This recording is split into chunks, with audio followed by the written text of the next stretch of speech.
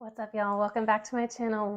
So if you have not watched any of this month's videos, I highly recommend you pause this video, go back and watch all three ideally, but at least the two collaboration videos with NORAH, the dietitian, and John, the psychotherapist, because this week I took all of your questions and you asked some really, really great ones and sent them out to NORAH and John, and they were kind enough to take their time to answer them. So this week we're diving into a Q&A episode with our dietitian and our psychotherapist. But first, we have to do something really quick, take 10 seconds, because we haven't done it at all this month, and I don't know where my brain was at, how I forgot, but we have to throw a little dance party. Let's get our energy moving, have some fun. I don't know about you, but I used to take myself way too seriously and still do sometimes, let's be honest. So this 10-second dance party really just helps me loosen up. There's also a lot of science behind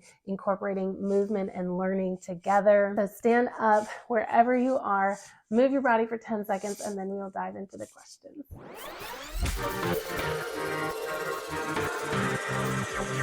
What are your thoughts on intermittent fasting for postmenopausal women? Intermittent fasting for postmenopausal women can be a good fit. There are research studies supporting it improving insulin sensitivity, which is something that can change for individuals going through menopause or when their cycle is no longer coming. So this can be a great tactic for improving that insulin sensitivity and also navigating any weight changes that might be occurring while we're going through that hormonal shift. I do not recommend it for individuals that do get a menstrual cycle or are in their fertile years, because intermittent fasting can be perceived as a source of stress on the body, and that is not what your body needs. It is going to really alter your cycle and even some of your health markers. Coffee versus caffeine, is there a difference on stress levels? We talked in the video a little bit about caffeine, and the caffeine from coffee is typically higher than the amount of caffeine in tea. So the difference in the caffeine itself might not necessarily be different, but it's typically a lower amount. So if you're trying to work yourself off of caffeine a bit, going from coffee to tea is a nice way to kind of work yourself off. It still contains caffeine. If it says it contains caffeine, there are herbal kinds of tea that do not contain caffeine either. But caffeine can be something that causes a lot of stress and anxiety in individuals who at baseline experience anxiety. It can also cause some digestive urgency or issues if you're also more prone to that. How to incorporate prebiotic and probiotic foods into your meal prep, and how much we really need. So the difference between these two, prebiotics are typically fibers that feed the probiotics, aka bacteria. So within our whole GI tract, within our gut, typically in our large intestine or the colon, whatever you want to call it, we have this whole ecosystem of bacteria that live there. These are filled with both good and not so good bacteria that we need these. We need these for our health. We're just learning more and more about the microbiome. So the prebiotic rich foods, which mainly come from fibers, these are what feed those bacteria that live in the gut, while the probiotics are the actual strains of the bacteria that live in the microbiome. So sources of prebiotic rich foods, when I say fibers, those specifically coming from things like fruits and veggies and even from some grains. So if we were to look on a nutrition label, for example, we want to look for something that has a higher fiber content and specifically insoluble fibers. So those are ones that your body has a harder time digesting. They add bulk to our stool and they also help us to go to the bathroom. Those are going to reach our colon the best. They help to get all the way down there to feed those good bacteria. We should be incorporating, I like to have one good source of fiber at each mealtime. So at breakfast time, if this means having a good source of sauteed veggies on the side of your meal, or incorporating something like a slice of toast, right? Those fibers are going to be a good source of prebiotic rich foods, while the probiotics are actual strains of bacteria. So a big one that comes to mind is probably something like yogurt, which contains lactobacillus bacteria, and that is going to help grow and make our gut microbiome more diverse. So if you've heard that term before. Other things include tempeh, which is a type of a soybean, fermented soybean, a sauerkraut, kimchi, kefir, true fermented pickles. All of those fermented foods are good sources of the probiotic rich foods. And if you're wondering, not everybody should be taking a probiotic. You should be incorporating about 1 tablespoon of one of those sources of probiotic rich foods per day. So if you consume yogurt daily or kefir or any of those other sources that I included, think about adding sauerkraut to your salad or a warm salad bowl, for example. It doesn't have to be this huge amount, but that consistency is going to help make, again, that gut more diverse and have a healthier, happier gut. For people that have problems with digestion, where would you recommend the best place to start? Where to start if you are dealing with some digestive issues? Maybe this looks like bloating for you, or gas, or some reflux, for example. My biggest tip would be to slow down, especially at meal times. So a meal should really be at least 15 to 20 minutes long. You should be seated. You shouldn't be on your phone or watching TV or being distracted. When we're actually paying attention to the food in front of us, that helps increase the absorption of the nutrition that's in our food, but it also helps with our digestion.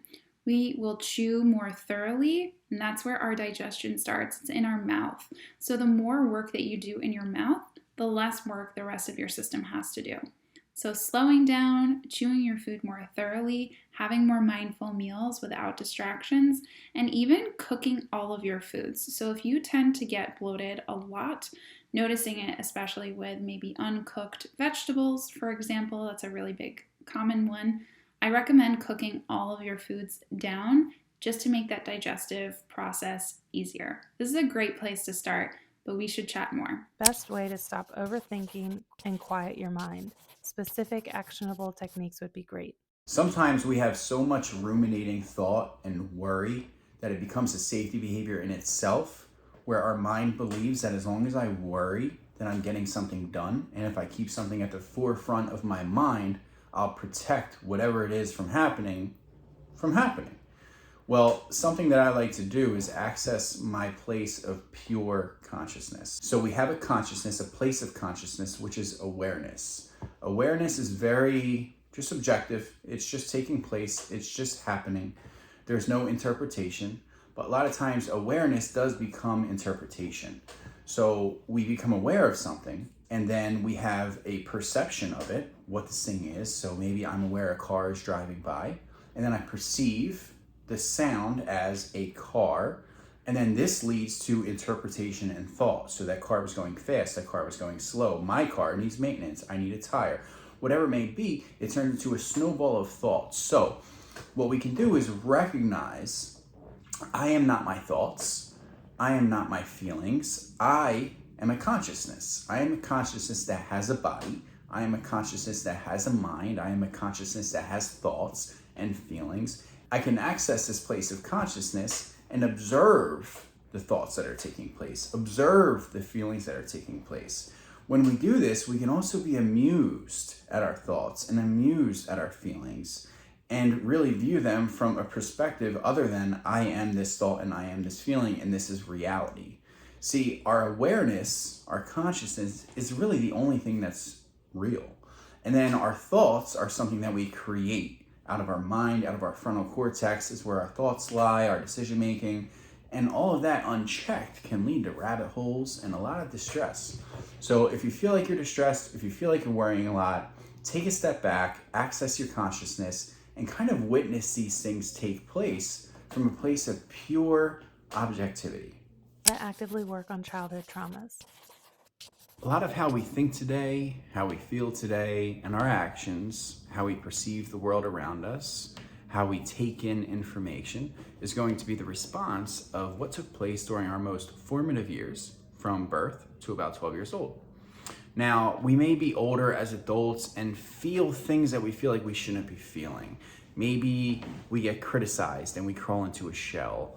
Maybe we feel rejected and abandoned, so we try even harder to get back a relationship or somebody into our lives. We do things that seem irrational, and not even we can identify where this is coming from. If it seems like maybe you had some issues in childhood and you have an inner child within you that's yearning and crying out for needs that were unmet, the best tip I have for my clients and for others is to revisit your inner child, name your inner child. Maybe it's little Johnny, maybe it's little Sue, maybe it's little Jen. Name your inner child and spend time with them. Go into meditation and visualize yourself meeting your inner child, maybe in your child bedroom or in the kitchen or at school, and sit with them and ask them what do they need and validate them. When you notice that you're feeling anxious, depressed, sad, nervous, insecure, don't talk to yourself. Practice positive self-talk with your inner child. Talk to your inner child. Say, hey, Johnny, little Johnny, I understand what you're feeling. I understand it must be so hard. I love you and I think that you're amazing. And when we validate our inner child, we're vicariously validating us. And thereby, we end up healing a lot of the wounds that we incurred in childhood with enough inner child work. I would recommend going to a therapist to participate in active inner child work, so you have a safe place to navigate these things in your mind. But the first thing you can do is begin validating your inner child and asking them, what needs are unmet and what can I do to help? For recovering addicts, how can you pull yourself back and get a hold on your anxiety? A lot of people don't want to get help at a center, so how can someone help themselves? If it's difficult for you to access therapy or an outpatient center for mental health and you're looking for things you can do for yourself, for self-improvement, without having to see someone or talk to others about it, then you can try these tips. According to research, there are 5 things you can do to significantly enhance your pleasure, your satisfaction, and your contentment with life. And those 5 things are as follows. The first one is gratitude listing. List what you're grateful for and why you're grateful for it. Do this on a daily basis. The second thing is journaling. Journal about what you're feeling, what you're thinking about throughout the day. Journal about what you're looking forward to, what you're excited about, and maybe even include a mood rating in your journaling. So over time, you can see when your mood is elevated, when your mood is higher and better. These are the things that you're doing within your journal posts, and you can find some correlation between what works and what doesn't for your overall mood. The third thing are affirmations. Find some affirmations that speak to you. There are some great apps on the App Store and on the Google Play Store, but find affirmations that speak to you. They're short sentences. They affirm who you are as a person, and if you repeat this enough, you will come to believe it. But there should be a merit of truth within this. So, I deserve love. I am working to better myself on a daily basis. Practice some type of affirmation work, whether you write it down or state it in your head repetitively. Do some type of affirmation work.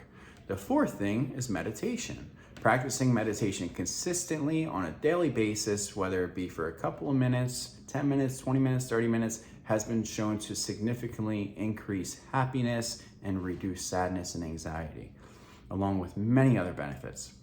The last and final thing, the fifth thing that I recommend to promote wellness and to help yourself through self-improvement are acts of service. For acts of service, simply helping a stranger, doing something selfless for someone without expecting something in return. So these 5 things are shown to increase happiness and contentment and reduce anxiety and stress, and I encourage anyone to employ these into their lives on a daily basis. With a dating partner, sometimes a conversation could turn into an argument due to feeling attacked, even if someone didn't really do that. It's just you taking it extremely personal and what to do in the moment so you don't cause a fight. What you should do instead, and are there steps to walk through to break it down on how you felt, what you thought they said? Within relationships, one of the most common issues that present to me as a therapist are issues of communication, misunderstanding, and heated arguments. And I encourage and I implore my clients to adopt these new tools and skills within the relationship to improve relationship satisfaction and communication. One of the most simple things you can do is begin asking yourself 3 questions before you make a statement. Those 3 questions can be quick or you can process on them, but they are, does this need to be said? Does this need to be said right now? And does this need to be said by me? A lot of the times things don't need to be said, but we feel this instinct, this pull, this drive, this impulse to say it because we feel like it's so meaningful in the moment. Our emotional brain took over and hijacked the logical brain. But it's important to first take a step back and say, does this need to be said? Secondly, does this need to be said right now? Right now isn't always the appropriate place and time for yourself and the other person. Sometimes you need to hear a message tomorrow. Sometimes the message needs to be heard a week later, a month later, or maybe years later. And that leads me to my third piece. Does this need to be said by me? I'm not always meant to be the messenger. Sometimes information has to be relayed from another party. There's types of listening that we can employ to begin fostering more healthy communication. The first type of listening that I encourage my clients to learn is active listening. As therapists, we are drilled in active listening. We practice in the classroom, we practice with clients. Active listening is simply listening without thinking of a response back. Listening using nonverbal techniques, whether it be head nods, sounds, wow, or whatever the nonverbal techniques are. While it may seem silly in the moment, the person you're speaking to feels engaged. They feel like you're listening to them. And when you're not thinking of a response, you end up hearing them better and more effectively, and therefore have a better response to them afterwards. The second type of listening is empathetic listening. This is so important and can quickly dismantle any argument or keep it from taking place. Feeling what the person you're speaking to is feeling.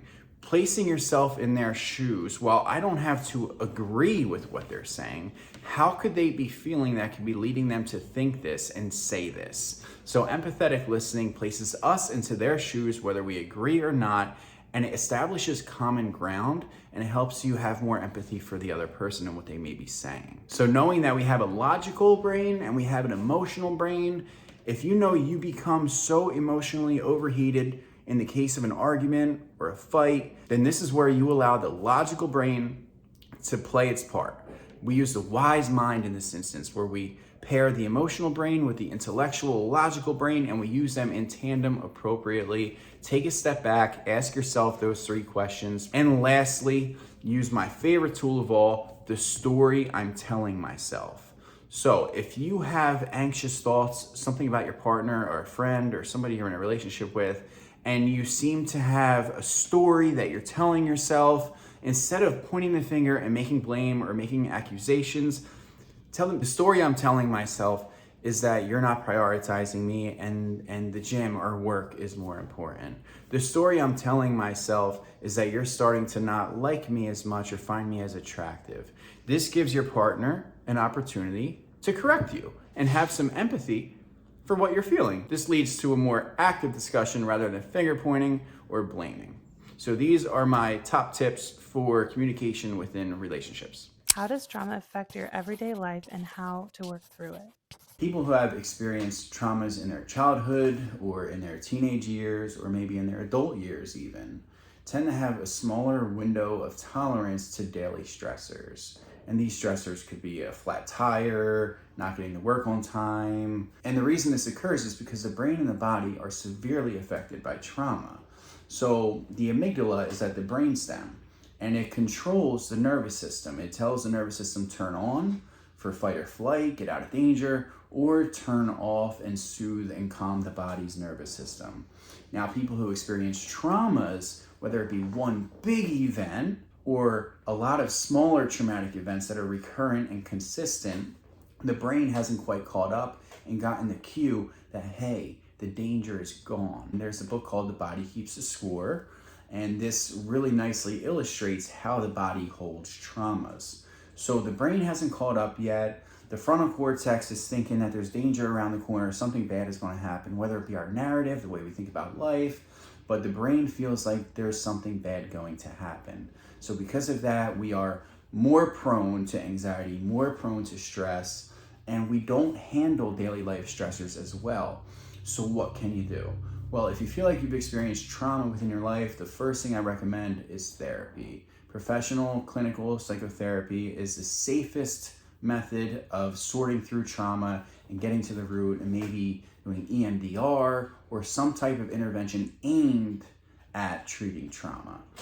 The second thing, if you've experienced trauma, what you can do if you can't access therapy is begin a meditation practice, begin processing your thoughts and journaling, do something expressive and something to teach your brain that you're no longer in danger. Some type of compassion-based meditation or mindfulness-based meditation, any grounding skills to teach your brain and tell your brain, give the amygdala the signal that, hey, danger is gone, it's okay. And we begin to alleviate the nervous system and calm ourselves, and this is called self-soothing. It takes a lot of practice, but the first thing I would recommend is therapy. I'm curious to hear how John protects himself as an empath working with struggling clients. So a lot of my clients ask, how do you possibly hear all of our emotional turmoil, hear all of our stories, hear all of our problems, and then go home and not let it affect you? Well, the first thing I say is I do think about my clients between sessions. I think about my clients on the drive home. I process what took place throughout the day in the sessions. I think about how I could best help. I do research in between. I look for the most up-to-date evidence-based practices, what interventions could be best used for what my clients are faced with. But ultimately, self-care is critical for avoiding burnout. Burnout is so common within my industry, within this field. So as therapists, we need to do certain things to avoid being burnt out by doing therapy. And those things are hiking, getting away, going camping, spending time alone, unplugging. I unplug at least once a week, taking baths, some type of recreation or leisure activity. And I think one of the most critical elements of my self-care is going to therapy myself. I also need a place where I can talk about things, where I can navigate my own thoughts, where maybe I can be enlightened to something about myself that I haven't noticed before.